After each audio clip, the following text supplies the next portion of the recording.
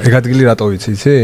მანდვე იყო ახლოს კასეტების მაღაზია, მუსიკალური კასეტების მაღაზია და ნახევრად ვიყიდე Led Zeppelin-ის მეოთხე და მესამე. ანუ სამლარად ყიდულობდი ყოველთვის და უცებ შევედი მაღაზიაში და ლარნახევარი მითხრეს რა. და ანუ რა კაი ისტორია იყო, იცი? 3 ლარი ამოვიღე და მეოთხე ალბომი მომეცით მეთქი და მიბრუნებს ხურდას და მეთქი რა ხდება? ლარნახევარი ღირსო. მაშინ მესამე. ორით წავოდი. მაგრამ პრიორიტეტი მეოთხე იყო აშკარად. ხო, ეგ მაღაზია რომ დაიკეტა ისე მეწყინა, ისე შეიძლება არც დაიკეტა და CD გამოიგონეს მერე. და მაგიტო. CD გამოიგონეს რა, შემოვიდა მოდაში. იქ რო იყო გვერდზე ფილარმონიაში, მაკდონალდსთან რომ მაკდონალდსის პირდაპირ აზარიანცის სახში რო ის იყო, რა ქვია. აზერბაიჯანის სახში გარა, აზერბაიჯანის სახში მოპირდაპირ მხარეს. ის დისკების მაღაზია, მან გიყიდია დისკი? მან არ მიყიდია. ძალიან კაი ჯაჰარმასოს. ბაზრობაზე ვყიდულობდი ხოლმე, მეგონა მანდ იყო ყველაზე. მან აღმოაჩინა ვაფშე შემთხვევით რა, ერთხელ სადაც შემთხვევით მოხვდი მან მაღაზიაში. მან საბილიარდოს იყო და ქვემოთ იყო ეს მაღაზია. სადაც ხა მონოჰოლია რა, იმან.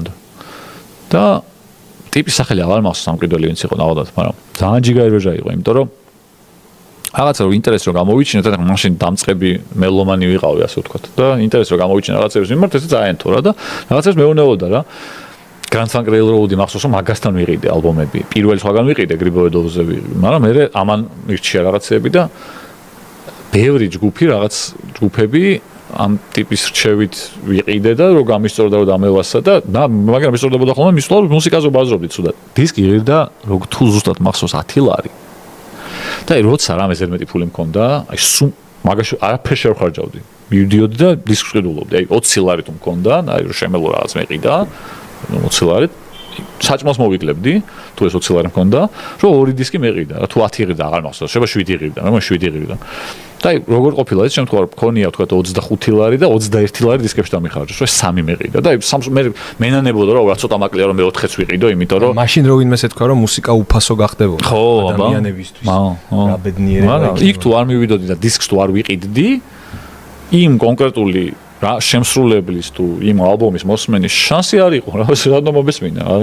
0 ვარიანტი. მუსიკა 0%. იმდენად ექსკლუზიური სიამოვნება იყო, რომ 3 წინაპირობა გჭირდებოდა მუსიკის მოსასმენად, რომ შუქი დროს, შუქი უნდა დამთხეოდა, რამე გამოწყობილობა უნდა ქონოდა და თან დისკი რა. ანუ ამ სამ პირობას თუ ვერ დაამთხევდი ერთმანეთს, შეიძლება ნახე შეიძლება ორით მოგესმინა რადიო.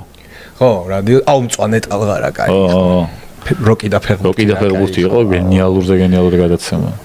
საოცარი გადაცემა. შაბათ კვირას, აი ძალიან ხშირად ყოფილა რომ ოთახში ვიჯექი, თან რაღაც კითხულობდი და თან იმათ უსმენდი, როკი და ფეხბურთს უსმენდი და ძალიან კაი იყო. ხო წარმოუდგენლად ჟღერს რომ რადიომ კონკურენცია გაუწიოს ტელევიზიას და იმდენად კაი გადაცემა იყო რომ ტელევიზორიც იყო და რო გადართავდი რადიოც იყო. ესეთი პატარა რაღაც იყო და უამრავჯერ ტელევიზორი გამომირთავს და რადიოზე გადავსულვარ რა. არა, როკი და ფეხბურთს მეცა შაკოც ვაჩიძეს. ინტერნეტში ხარ შესული და წარმოიდგინე რომ ინტერნეტი რო გათიშო და რადიო ჩართო. ხო, ძალიან რთულად წარმოსადგენი მომენტი არის რა. ბიჭო, ნახე, ეხლა რაღაც რაოდენობის ადამიანი ხო ჩვენ ვიყურებს მაგალითად, ხო, და ახლობთ იგივეა რა. ეხლა მithumetes მაგას ვაკეთებ ჩვენ რეალურად როკი და ფეხბურთი გვაქვს ეხლა. იმიტომ იქაც რამდენიმე ტიპი იჯდა, არ ჩანდნენ ვიზუალურად არ ჩანდნენ, მაგრამ ისხდნენ ტიპები და ბაზრობდნენ ფეხბურთზე, თან პარალელურად რომ მიდიოდა შაბათ-კვირას იყო გადაცემა და ლაპარაკობდნენ ხოლმე კონკრეტულ თამაშებზე მანჩესტერმა გაუტანა ვიღაცა სიტყოდან. თან ახლა შენც იგებდი ხა სად მეყურებინა ეს მანჩესტერი არსენალი არ იყო შეიძლება ტელევიზორში არ ყოფილიყო რა და აქ გავიგებდი რომ მანჩესტერი არსენალი კაი შეიძლება ყოფილიყო თქვა ხა ფუტბოლი ფუტბოლი ჩართული იყო უკვე მაგრამ რაღაცა თამაშები შეიძლება არ იყო. შუქი შეიძლება ყოფილიყო მაგრამ რაღაც თამაშები ხო არ იყო ეხლა ყველაფერს უყურე. აი ბუნდესლიგა რომ მიდიოდა პარალელურად სიტყვაზე 5 თამაში ერთი შეიძლება ტელევიზორში ყოფილიყო და დანარჩენი ანგარიშ საერთოდ უნდა გამეგო. დაჟის კომენტატორი არ აცხადებდა თამაშის დროს იმიტომ რომ იმაც არ იცოდა რა. ჩვენი ლაივ სკორი იყო რა. და თან ერთობოდი, იმიტომ რომ კაი რაღაცებს ყვებოდნენ და მუსიკას გასმეინებდნენ საკაიფოს. და მუსიკაზეც კაი რაღაცებს გიყვებოდნენ რა. ძალიან ბევრი რაღაცა, ხა გამიგია, მაგრამ დაჩიკო მენაშვილისგან ძალიან ბევრი რაღაცა გამიგია მაგ გადაცემებში. ძალიან კარგი ისტორიებს ყვებოდნენ. თან ახლა ანგარიშების გაგება ისეთი ექსკლუზივი იყო, რომ პრინციპში ტელევიზორი ვერ უწევდა კონკურენციას, იმიტომ რომ ერთხელ მაგალითად დინამომ რო ტირანას მოუგო აქ 3-0 და მე იქ 3-0 წააგო გასვლაზე. ეგ ინფორმაცია მქონდა და არ ვიცოდი რა მოხდა დამატების დროში და პენალტებში. გავარდით თუ არა არ იცოდი ხო?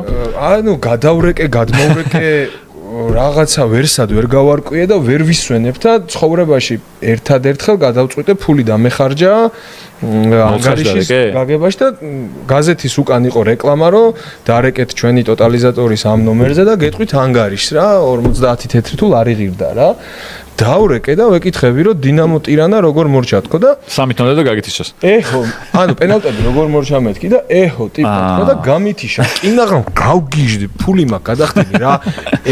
ანუ მითხარი რა მორჩა, ვინ გამაზა პენალტი, ვინვე დაწვრილებით მომიყევი ხო? ლარი გადავიხარე რა. ეს მეუნები ლარისთან აწვოთ. მაგის დედავატი. აუ ძალიან უსამარ გავმწარდი, მაგრამ მივხვდი რა, რას ნიშნავდა? ნუ წავაგეთ და გათიშ. მას შემდეგ არსად აღარ დამირეკავს ანგარიშის გასაგებად. ისეთი გამწარებული ვიყავი. ანუ შეიძლება წაგების გამო გაბრაზება გადავტეხე იმ ტიპზე, მაგრამ მაინც ბიჭო, სერვის თუ ყიდი და ფულს იღებ, ხო, გამარჯობოთ, მოგესალმებთ, რაღაც ის ხომ უნდა დაიცვა ეტიკეტი რა, რომ სერვისია რა. ეხით არ უნდა იმასკნა.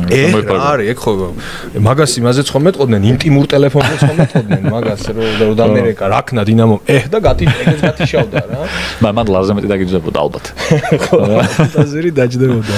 მე მაგ დარეკილი ერთხელ აწყურიდან მამაჩემთან ეგ ისტორია მოუყევი სხვა გადაცემაში და ახლა მოუყევი და ერთხელ გვაქვს 09-ში დარეკილი. იმიტომ რომ რაღაც ის ანგარიში გვაინტერესებდა და ასევე ვერ გავიგეთ ვერანაირად 09-ში გვითხრეს. და ერთხელ იყო ძმაკაც ჰქონდა დადებული რაღაც ბილეთი. და რომ მოვიდა მითხრა მაგასო შაკოს ბუაჩიძეს და რომ მოვიდა მითხრა რომ ეს ბილეთი თუ მოვიგეს მო ნახევარი შენიაო და აი ხო იცი როგორი ბილეთია შანსი არ არის რომ მოიგოს ლარი ედო 2 ლარი ედო 1000 ლარს იგებდა ბიჭო 1000 ლარს თუ 500 ლარს რომელი წელია მითხარი რომელი წელია იცი 500 ლარად короче ბიძინა ივანიშვილს უწევ კონკურენციას რა აი შეიძლება შენ იყო ოლიგარქი და შეიძლება შენ იყო ქვეყნის მართველი 500 ლარი იმდენია რა მაგ პერიოდში 2000 ლარი 2000 დოლარი ერთოთახიანი ბინა ხო ეგ პერიოდი ძალიან ბევრია არის 2300 დასწრისია რა ხო გასაგებია 2003 ან ნახევარ ბინას იგებდა რა ან ზუსტად ახლა არ მახსოვს 500 ლარი იყო მაგრამ ძალიან ბევრია რა კავშირ 500 ლარი და მეუბნება თუ მოვიგე ნახევარი შენ და აი შანსი არ არის შეჩემა ვარიანტი არა რომ მოიგოს ხა ესა და მივიდეთ დასალევად თან ჩემთან წნეთ ჩავდიოდით ეს რომ მოვიდა საბურთალოზე ვიყავით სახში და მემზადებით რა ჩავლაკ წავედი სახშივე რო ვიყავით საბურთალოზე რო ვიყავით გავიგეთ რომ ამ ბილეთში რაც ეწერა 15 თამაში 12 თუ რა დაჯდა რა და რაღაც ორი გავიგეთ წნეთში რო ავედით რაღაცა ტელევიზორში გადიოდა ერთი და იქაც ერთ თამაში არ ვიცით როგორ მორჩა შეჩემ ღავე დაღამდა დავიძინეთ დილით პახმელიაზე ვიღვიძეთ გონზე არ ბილეთი მოვიგეთ არ მოვიგეთ არ ვიცით რა აღარც გვახსოვს რა და უცებ ეს მეუბნება რომ ბიჭო ისინი დაჯდა და ერთ თამაში გადამჩა ბილეთშიო რა და მართლა მეთქი ხო ვა და არ ველოდები რა ვაფშე არ ვიცით თან ხო უკვე გამიჩნდეს რომ ნახევარ ჩემია ფულის და ვაფშე მეკი და აქამდე და ხო უცებ და ეწერა ანუ მეოთხედი ბინა შენია ხო და როგორ რაღაც ეწერა იცი ფრაიბურგი ბაიერნის კი თუ რაღაცა ეწერა რა და რაღაც არ მახსოვს ზუსტად აი კი ეწერა რაღაც თამაშის და აი დილით პახმელიაზე ვზივართ რაღაც ესე კაი ცალთვალით რო უყურებ ტელევიზორს და გაიჩა ტელეტექსტი აუ და თან თუ გამაზავდი და დავდებოდი ძალიან დიდ წრეს და უყურებთ რა ველოდებით ეს რომ ვზივართ და უყურებთ რა თან აი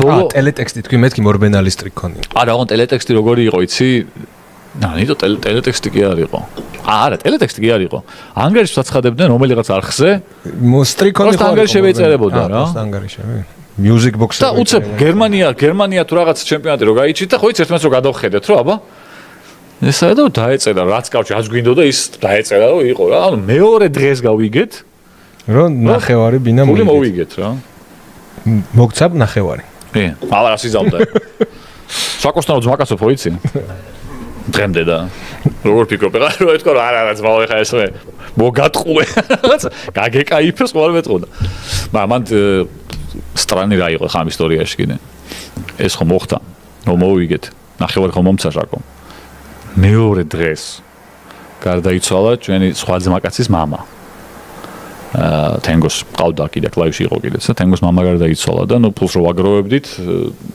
ეგ ფული დავდეთ ანუ ვერაფერში ვერ გამოვიდა არაფერში არ გამომიყენებია მიხვდით იმის რომ დიდი თანხა იყო და შეიძლებოდა კარგი რაღაც მექნა მაგ თანხით არაფერში არ გამომიყენებია იმიტომ რომ ზუსტად მეორე დღეს გარდაიცვალა გოგი თენგოს ჩვენ ძმაკაც მამა და მაგას დავდეთ ეგ ფული დონაციებია და უცებ წავიკითხო Wonderby.com-მა რომელმაც ის 152 ლარი მოქცა დაგიდონა და დამატებით. კიდე 50 ლარიც დაამატა ზემოდან და ჯავახას ნასკები მაინც უყიდეთ საშოპინგოდ რო წახვალთო. ამ ჯავახას ნასკებისთვის არის 50 ლარი ზემოდან. წინდები ბევრი მაქვს ხოთა შორის. ხო, წინდები. შარვალი უნდა ჯავახასაც ახლა. არა, შარვალიც მაქვს, იმიტომ რომ ჩემს ძმას აქვს ბევრი და ვიცნობ. ჟორა კეისარი გვწერს, ჯავახ ამ მომენტისთვის შენ უფრო გავხარ კალას ვიდრე კალაო. Okay. მე უნდა გამიხარდეს თუ კალას. არ ვიცი, ვისთვისაა კომპლიმენტი. დაგვი კონკრეტეთ ვის გაგვიხარდეს.